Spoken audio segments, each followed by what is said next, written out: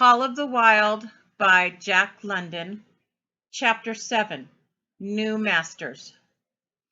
30 days after they left Dawson, Buck and his teammates arrived at Skagway. They were carrying the saltwater mail. The dogs were very tired and worn out. Buck normally weighed 140 pounds, but now he was only 115. Even though the other dogs were lighter than Buck, they had also lost more weight. Pike, who often pretended to have a hurt leg so he would not have to work, was now limping for real. Sol-leks was also limping, and Dub's shoulder was hurt. Their legs were all terribly sore. There was no spring or bounce left in them. Their feet felt heavy on the trail. There was nothing wrong with the dogs except that they were dead tired. It was not the kind of tiredness that comes from a small bit of hard work, when it takes only a few hours to recover. This was the kind of tiredness that comes after many long months of hard work. The dogs did not have any strength left. It had all been used, every last bit of it. Every muscle was dead tired. In less than 5 months, they had traveled 2,500 miles, and during the last 1,800 miles, they had taken only 5 days of rest. When they arrived at Skagway, they looked like they were on their last legs. They could barely pull the sled, and on the downhills, they just managed to keep out of the way of the sled. "Mush on, you poor sore feet," the driver encouraged them as they tottered down the main street of Skagway. "This is the last. Then we will get one long rest, hey? For sure, one long rest." The drivers were sure that they would have a long rest. But there were so many men rushing into the Klondike looking for gold, and many of them did not bring their families with them, which meant that there was a lot of mail along with the official orders. Fresh batches of Hudson Bay dogs were coming in to take the places of those who could not run the trail anymore.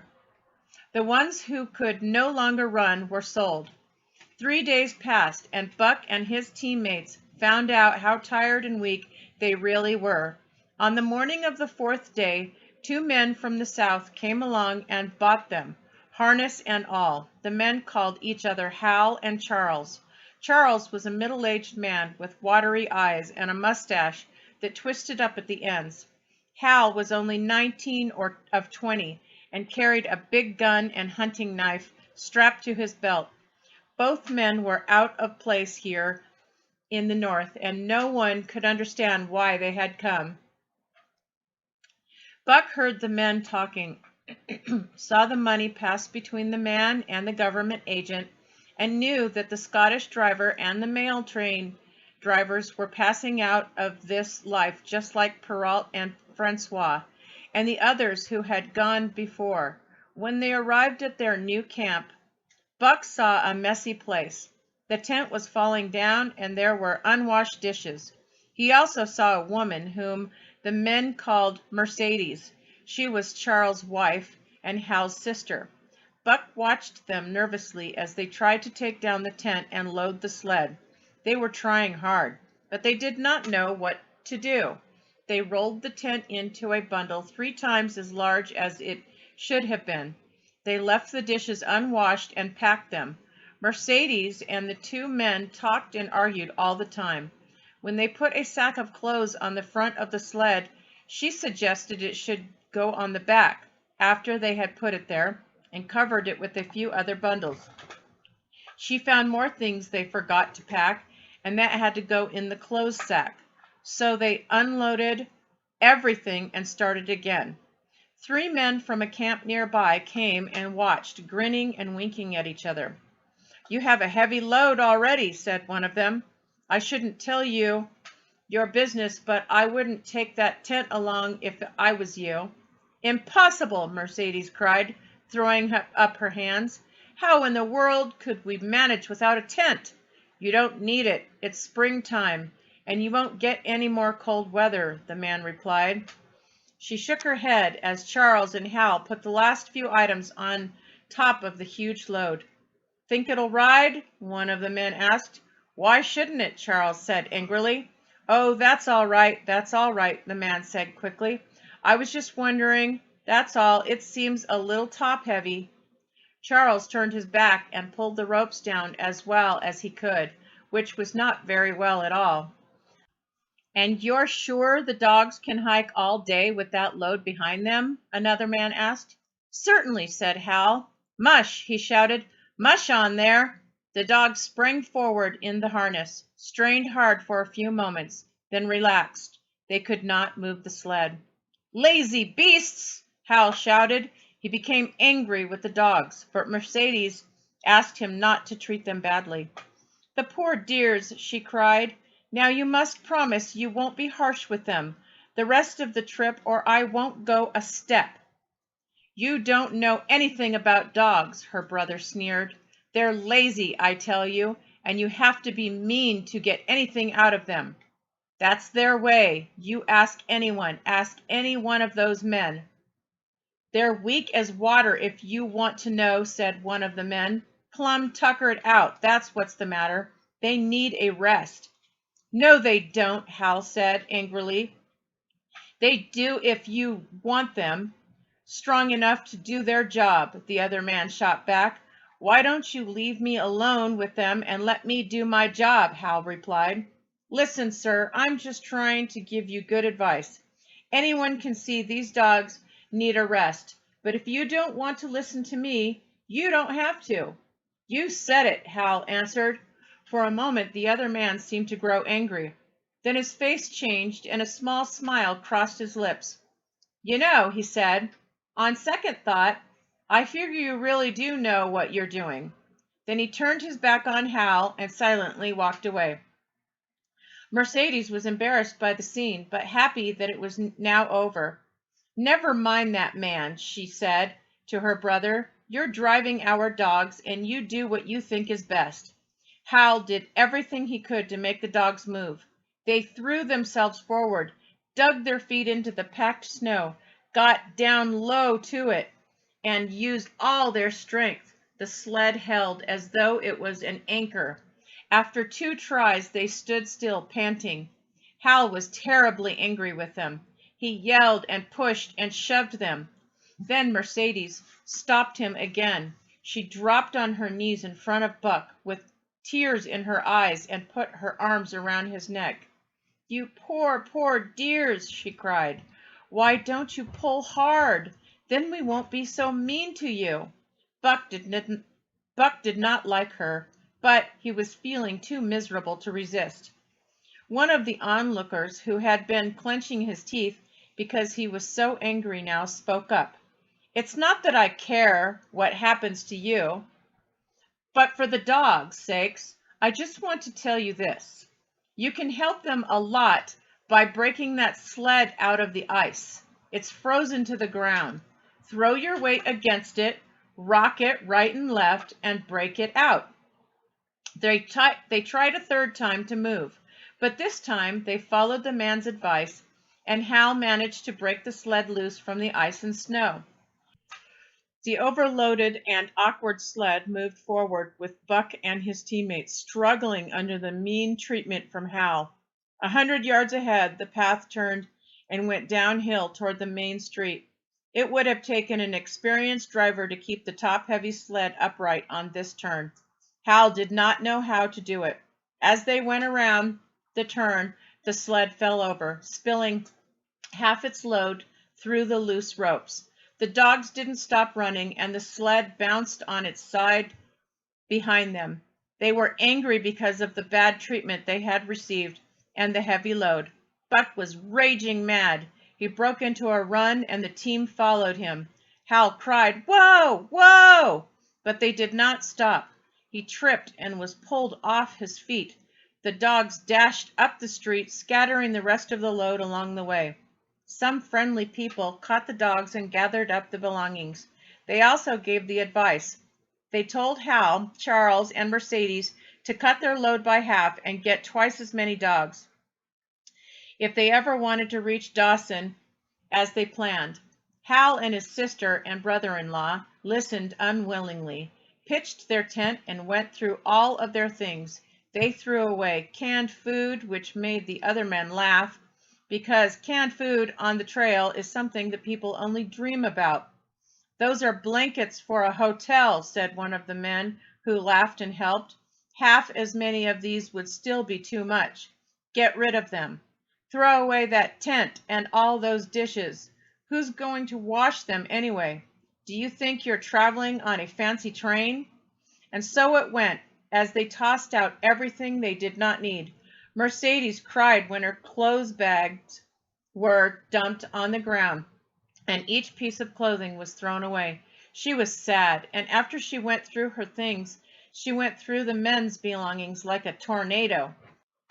Even though their load was only half as large now, it was still big.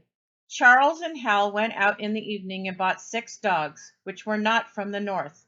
These added to the 6 on the original team, and Teek and Kuna, the Huskies who were bought at the Rink Rapids on the record trip, brought the team up to 14 dogs. But the new dogs, even though they had been trained, were not so good. They did not seem to know anything. Buck and his comrades did not like them. He taught the new dogs quickly that what they should not do, but he could not teach them what they should do. They were not made for this trail and the hard work that came with it. Most of them were confused and frightened, both by the strange environment and by the bad treatment that they had received. With the newcomers hopeless and sad, and the old team worn out by 2,500 miles of continuous running, the outlook was anything but bright. The 2 men, however, were quite cheerful, and they were proud too. They had never seen a sled with 14 dogs in the Arctic. There was a good reason why 14 dogs should not drag one sled, and that was because one sled could not carry enough food for 14 dogs. But Charles and Hal did not know this. They had figured out everything on paper, planning the amount of food they thought they would need. It had all seemed very simple. Late next morning, Buck led the long team up the street. There was nothing lively about them, no snap or go in him and his fellows. They were starting out dead tired. 4 times Buck had covered the distance between Saltwater and Dawson, and the thought that he was going on the same trail once more when he was so tired already made him angry. His heart was not in it, and they were frightened, and the old team did not have confidence in their drivers. Buck knew the dogs could not depend on these 3 people. They did not know how to do anything, and as the days went by, it became clear that they could not learn. They were lazy. It took them half the night to set up a messy camp. Then it took them half the morning to pack up and get the sled loaded, so badly that for the rest of the day they were busy stopping and rearranging the load. On other days, they could not get started at all, so they never got as far each day as the men had planned. They would run out of dog food soon, and the men made it happen even faster by feeding the dogs too much. The newcomers ate too much, and when the team pulled weakly, Hal decided that it was because they were not eating enough, so he doubled their portions. Then, when Mercedes felt bad for the dogs and could not convince her brother to give them more food, she stole food from the supplies and fed them when the men were not watching. It was not food that Buck and the Huskies needed. They needed rest. Hal realized one day that his dog food was already half gone, and they were only a short way into their trip. Even worse, no more dog food could be found out there. So he cut down the rations to very little and tried to increase each day's travel. It was easy to give the dogs less food, but it was impossible to make them travel faster. The men and women were also getting angry with each other. One day they finally decided to leave the 6 new dogs behind to get rested and healed. By this time, the 3 people were rude and angry with each other all the time. Arctic travel was not a fun adventure anymore. All they did was argue. Their muscles ached, their bones ached, and even their hearts ached. When Charles and Hal argued, it was because each believed he was doing more than his share of work. Sometimes Mercedes agreed with her husband, sometimes with her brother. The result was a family argument that would never end. Mercedes did not like the trail. She was also used to people helping her. Her husband and her brother, however, did not offer to help. Instead, they complained about her, and she treated them badly in return. She did not care any more about the dogs, and because she was sore and tired, she insisted on riding on the sled. She was not large, but she did weigh 120 pounds, and the extra weight tired the dogs out even more. She rode for days until the dogs fell down and could not pull any more. Charles and Hal begged her to get off the sled and walk. Once they picked her up and took her off the sled, they never did it again. She sat down on the trail and was very upset with them. They went on their way, but Mercedes did not move. After they had traveled 3 miles, they unloaded the sled, came back for her, picked her up, and put her back on the sled. They were treating each other badly, but they treated their animals even worse. Hal was mean to the dogs. When the dogs' food ran out, he traded the big knife and gun on his belt for some old frozen meat. It was a poor substitute for food, like trying to eat strips of iron. Through it all, Buck staggered along at the head of the team as if he were in a nightmare. He pulled when he could, and when he could not, he fell down and stayed down, while the people pushed and shoved him until he could get up again.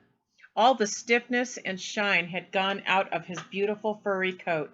The hair hung down and was matted together in clumps. His muscles were gone, and he was so skinny that every rib and bone of his body was outlined through his skin. It was heartbreaking, but Buck's heart was unbreakable. Buck's team was in just as bad shape as Buck was. They looked like walking skeletons. There were 7 altogether, including Buck. When they stopped, they would drop in the harness as if they were dead. There came a day when Billy fell, could not continue, and had to be left behind. On the next day, Kuna also had to be left behind, and only 5 of them remained. Joe, too, tried to be mean. Pike, limping and sore, Solex, the one-eyed, still wanting to work, and sad that he did not have more strength. Teek, who had not traveled far that winter, and who was now even more tired than the others, and Buck still at the head of the team, but too tired to do anything and able to stay on the trail only by the feel of his feet.